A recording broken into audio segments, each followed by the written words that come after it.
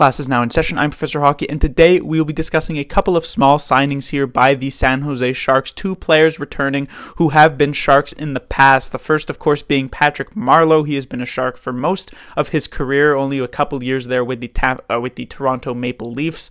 He was traded last year at the trade deadline to the Pittsburgh Penguins to try and give him a chance to make it to the Stanley Cup Finals, potentially win the Stanley Cup.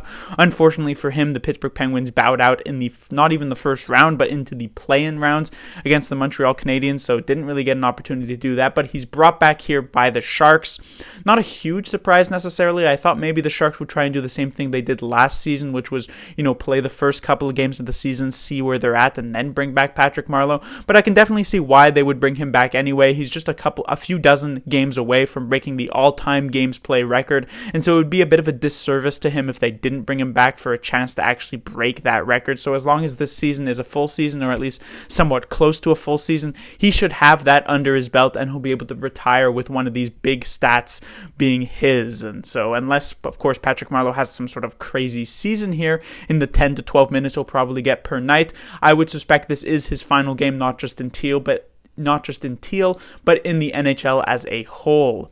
The second signing is one that I do actually like, another returning face here for the Sharks, and that is Long Beach native Matt Nieto. He had been with the Sharks from the start of his career, ended up getting put on waivers and picked up by the Colorado Avalanche, and then spent a few years with the Avalanche, got to see their ups and downs. He was with them when their 48-point season happened, which was one of the worst performances for a salary cap era team. He was also with them when, all these young players really began to pan out for the Avalanche, and they became such a contender in the Western Conference, which was, of course, just this past season.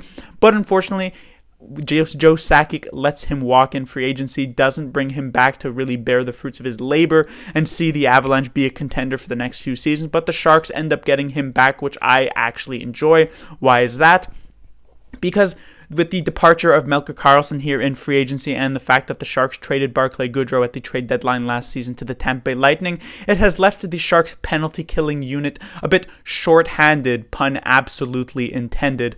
And so Matt Nieto, who was a bit of a penalty-killing specialist with the Colorado Avalanche, led their forwards in terms of ice time, or short-handed ice time, I believe, is brought in here to try and really shore up that area for the San Jose Sharks and try and keep up what was a very, very strong penalty-killing unit last season for the Sharks. So a couple small signings here. There are other teams obviously around the NHL that are making big ones, like Taylor Hall to the Sabres or Alex Pietrangelo to the Vegas Golden Knights, but the Sharks seem content in just trying to tune up some of these edges and see where that takes them.